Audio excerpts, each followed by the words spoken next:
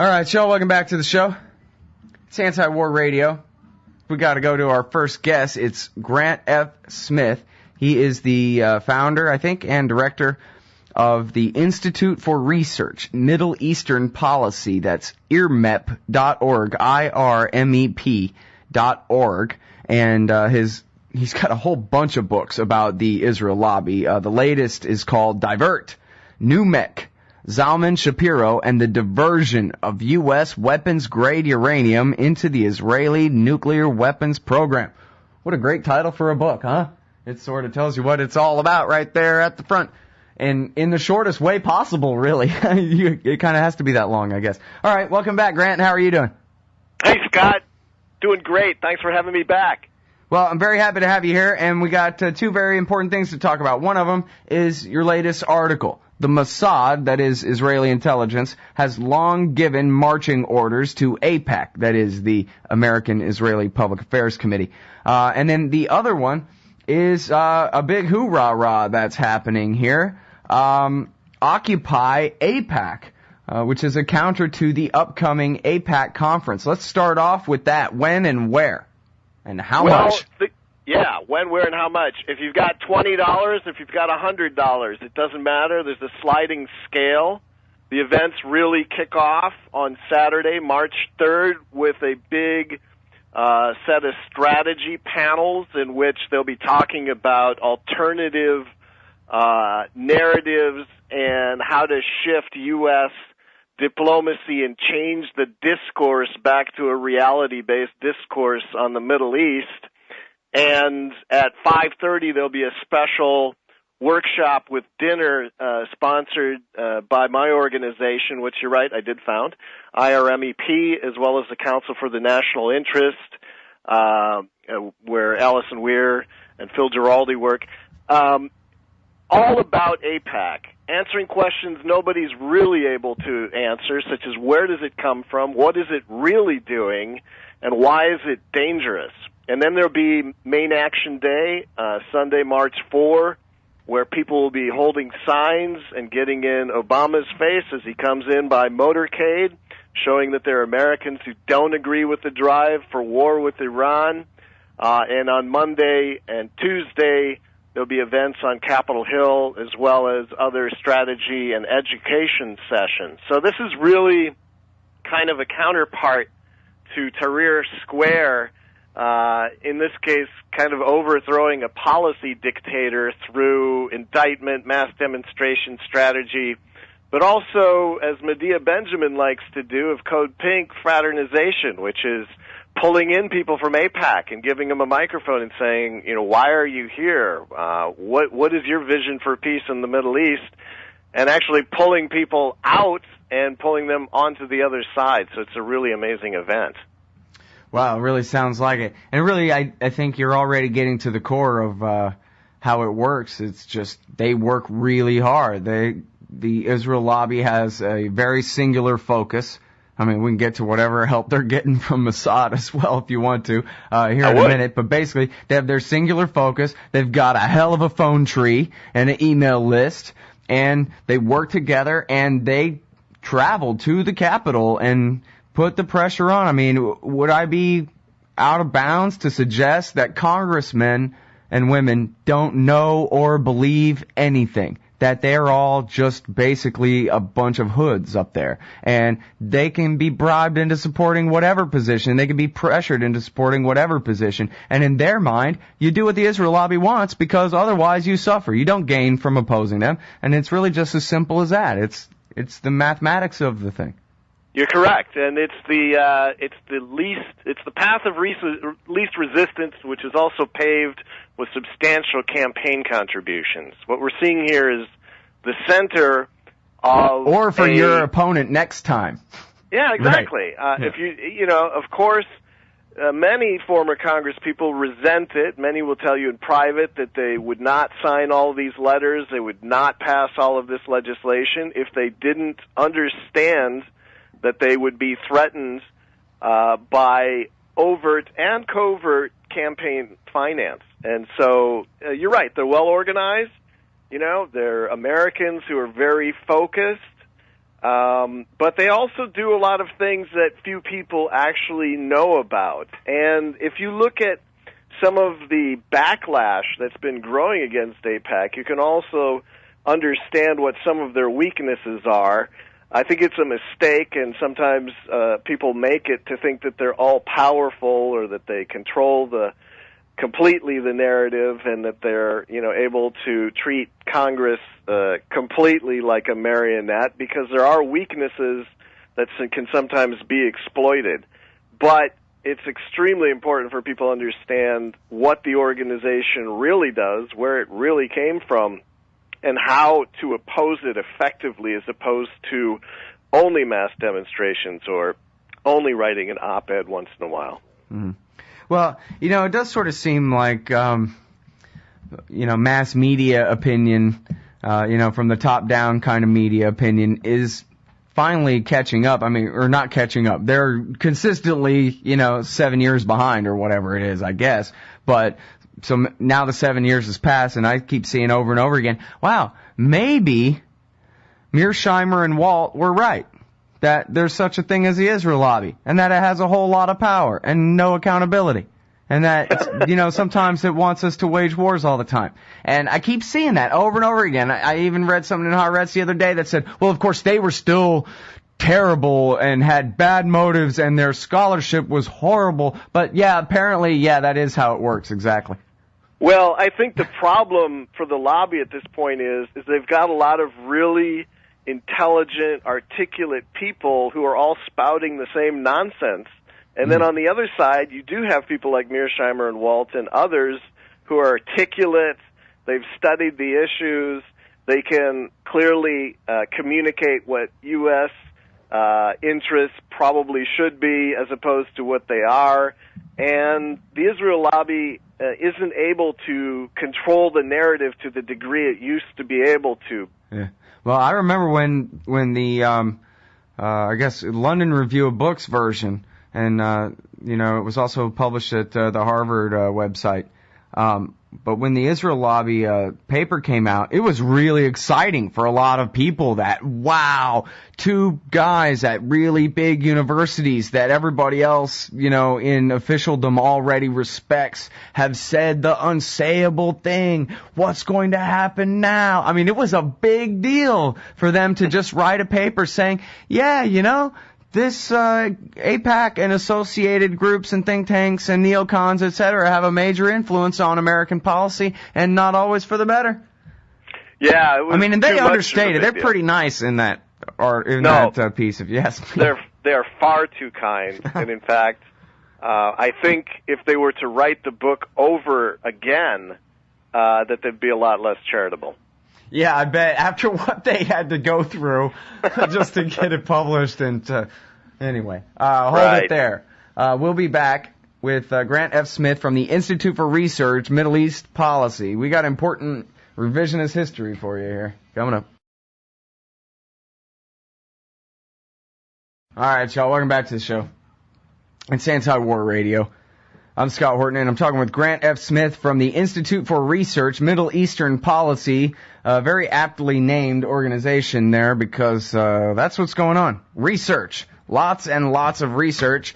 Freedom of Information Act and otherwise obtained FBI documents oftentimes. And again, in this case, the article is published in Grant's archive at antiwar.com right now.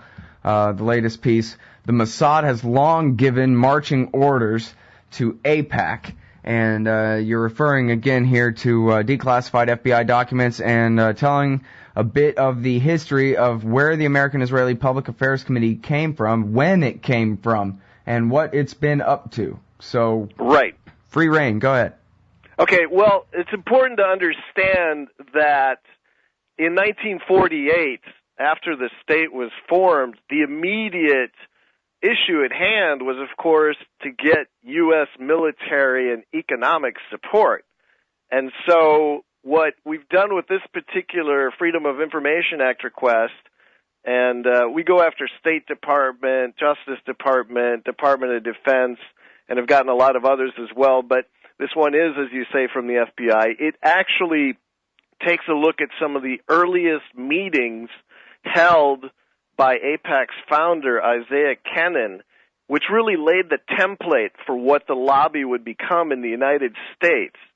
And it traces back to the Israel Office of Information, which was set up under the Israeli Ministry of Foreign Affairs, where AIPAC's founder worked, and really dives into the fact that the office was set up like an intelligence office with secure communications to Tel Aviv and secure communications to other offices, New York, Washington, L.A., where they would be receiving things that would be good to put into the U.S. press and things to send to constituent organizations to create demands for new policies and new U.S. aid.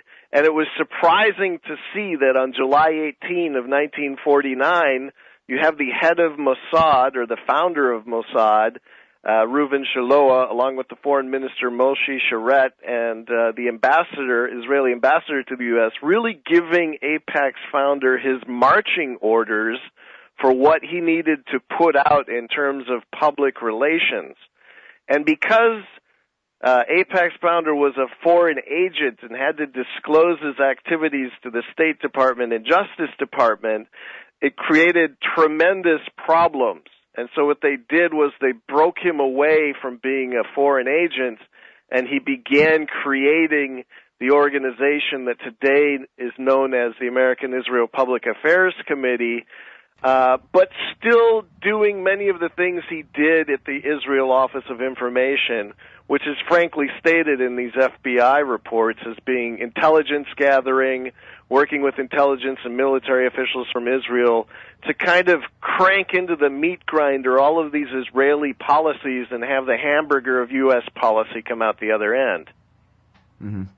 Well, and so basically what's going on here is you have something that if it was any other country, or I guess even back then, it was just considered agent of a foreign power group, which is legal. It is what it is. And then so they tried to basically limbo under the pole, under the line of the designation of a domestic lobby, that we're not a foreign agent of a foreign power. We're all right. Americans, and we're just very pro-Israel, and that's the line. So we don't have to be treated the same way that other agents of foreign powers were. And then once they're under the technicality, though, way back then, they immediately go back right to work because, who's going to stop them at this point? So now they basically just, continue on with the policy the same as it was before. Is that right? What right? you see here is a series, exactly, you're exactly right, a series of attempts by the Justice Department to get them to re-register, a major attempt back in '62 to register the primary Israel lobbying organization, of which AIPAC was just a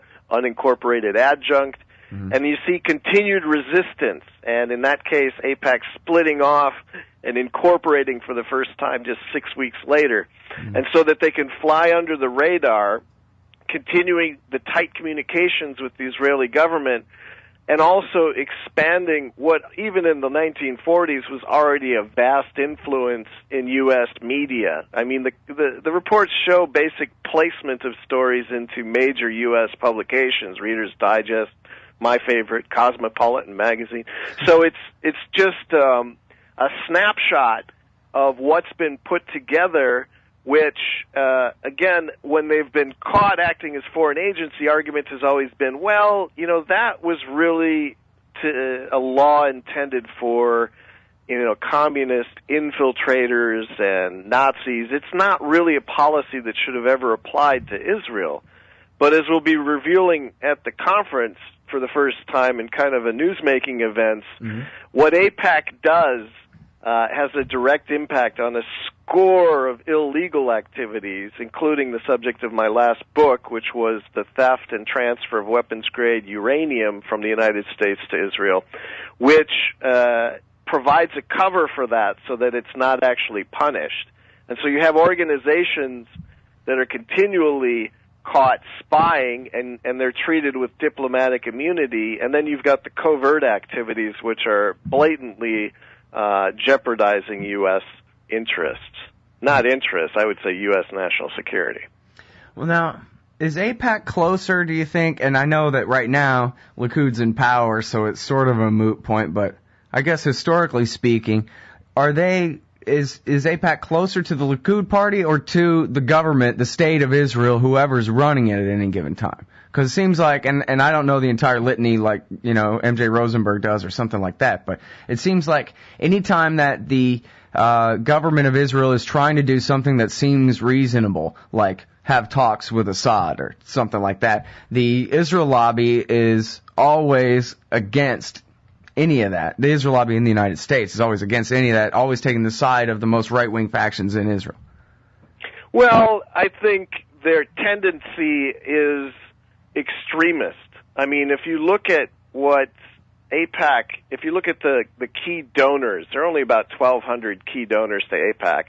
Virtually all of them are what you would call hawks. I mean, they're the people who just see everything as black and white and think every single year is, the rise of Hitler. And so I think their donor base gives them a natural inclination to tend to disregard peace initiatives, which has been documented by MJ Rosenberg quite well, and overemphasize the most extreme threats. Because if you also look at it from a business perspective, they've had their best years during the biggest crises. 1967 was a banner year for fundraising, so was the Iraq War. Recently, they've actually been tripping up a little bit, and the overall trend has been down, although you'd never know it since they subsidize so many people coming into Washington every year. So I would say that the tendency is to be ultra-hawk on everything. And it doesn't have as much to do with who's in power in Israel as it does just being that way by nature of its donors. So it's not so much interrelated ties with the Likud party. It really is Americans, like they say they are.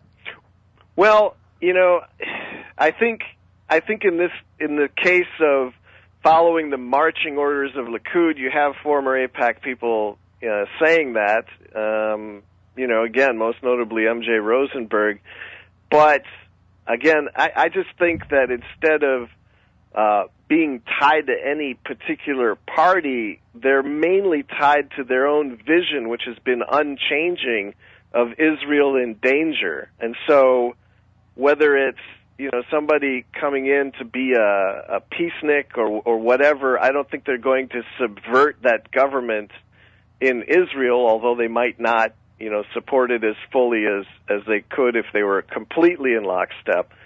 I realize that kind of argues against the foreign agent thesis, which is advanced, but I think that while they are clearly in tight coordination with any Israeli government, they tend to be extreme in the sense that they are always advancing the Israel in danger theme, and that will tend to be their emphasis no matter who's in power. Sure. Well, and you can have real disagreements about what policies ought to be and still very tight cooperation on particular points, too, of course. Yeah. Right, and it's that cooperation it's that's sort of more an than apple-oranges anything. thing.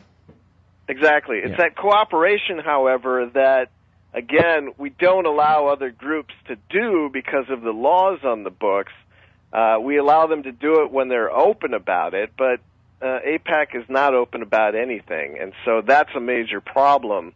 Right. And again, it's taken over, as the article asserts, functions that were formerly in the proper place, which was the Israeli Ministry of Foreign Affairs, and they've taken them off the radar. Anyway, so we're over time, but thank you very much for your time, as always. All right, wait, thanks, Scott. Stop. You know what? As long as we're over time, go ahead and say again, and we'll get this podcast out quick. Beauty. This thing is tomorrow? Yeah, people need, if they can be here by tomorrow or March 3rd in the morning, Saturday, they need to go to occupyapac.org. They need to register in advance, and that's going to be all weekend into Tuesday. They have to register in advance to show up at the Occupy thing? They have to register in advance for the Saturday summit. For the main action day, I mean, obviously they can show up. Right. Okay, great. Well, again, that's occupyapac.org, you say, right? Exactly. Okay, great. And I'll mention that again on the other side of this break. Thanks again, Greg. Really appreciate it, Scott. Thank you. All right, see you.